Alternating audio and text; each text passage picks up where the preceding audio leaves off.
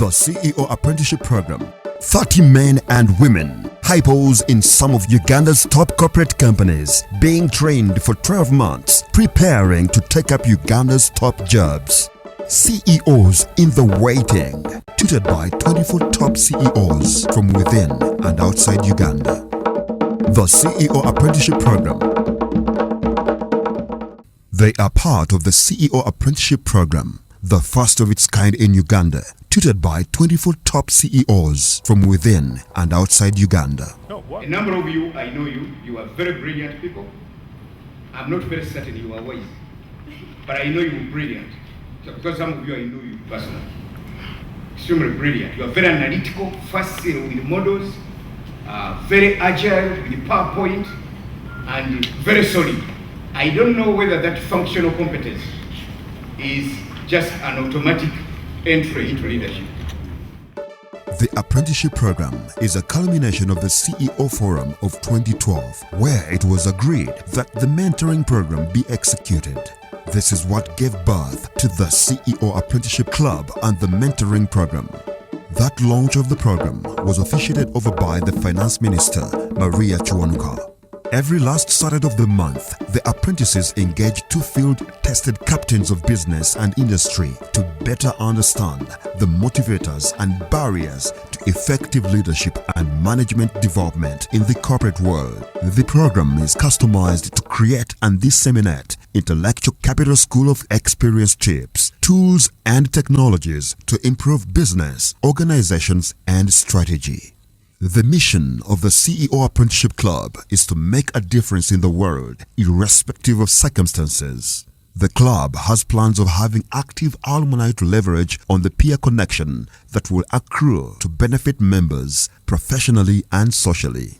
The apprenticeship is affiliated to several institutions which include, among others, Economic Policy Research Center, University of Sunderland, the World Bank and the American Management Association. These are the CEOs in waiting and the companies they work for.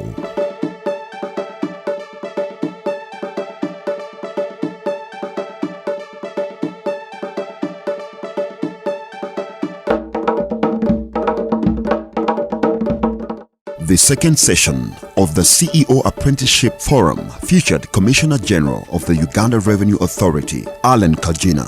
She has worked as a Principal Revenue Officer at URA, Assistant Commissioner Customs, before she was appointed a Commissioner General. She has a 14-year management experience. A key salient aspect for her presentation was the theme, Value Beyond Numbers. I've been in Uganda Revenue Authority for 21 years. And of those 21 years, I think 15 of those years, I believed my job was to maximize revenue, to hand over to government, to do the roads and rail. And every investment that we made for all those years was to ensure that that magical number called the target was achieved and surpassed. And we did that so many times. Over the years, would achieve a target, would achieve a target, would achieve a target. But there was always something that I felt, is that it? Is that it? Is that the value? So I began to question myself, and my team will let you know.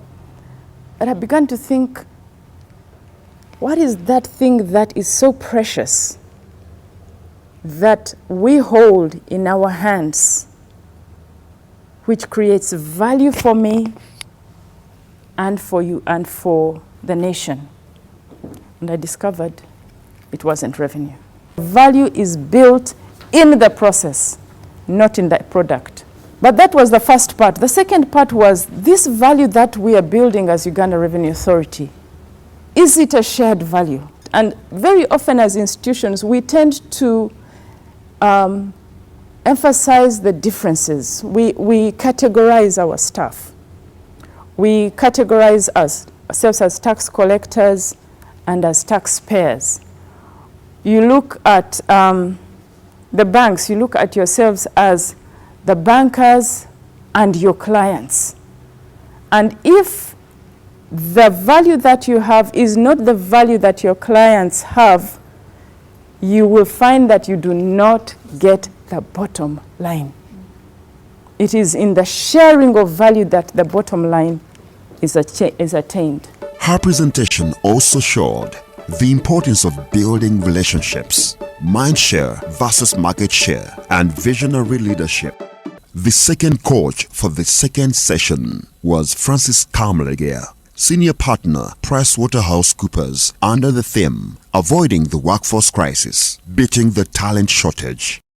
He has worked as a certified chartered accountant in the UK and has also worked with PwC UK.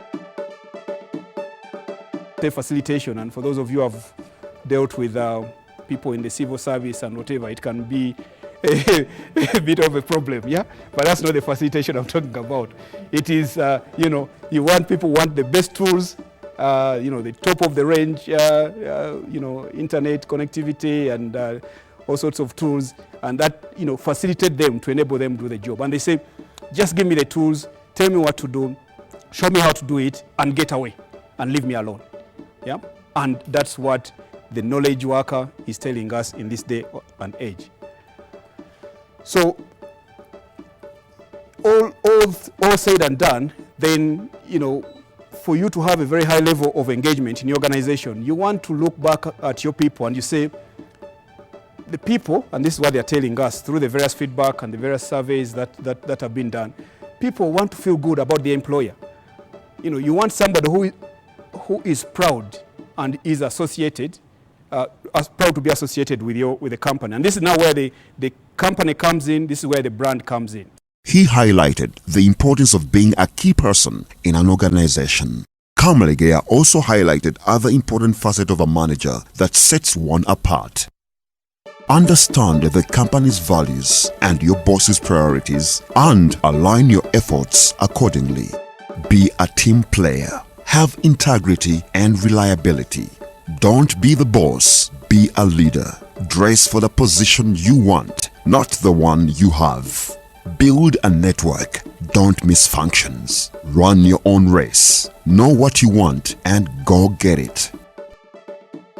These are the participating institutions from which 30 men and women come from: Stanbic Bank, Orient Bank, Centenary Bank, Quality Chemicals Limited, Shell Uganda, Monitor Publications Limited, Escom, Meme, Barclays Bank, Standard Chartered Bank, MTN, Pentagon Communications Limited, Housing Finance Bank Uganda, Uganda Breweries Limited, National Housing and Construction Company, Roofings Limited, National Social Security Fund, Eco Bank,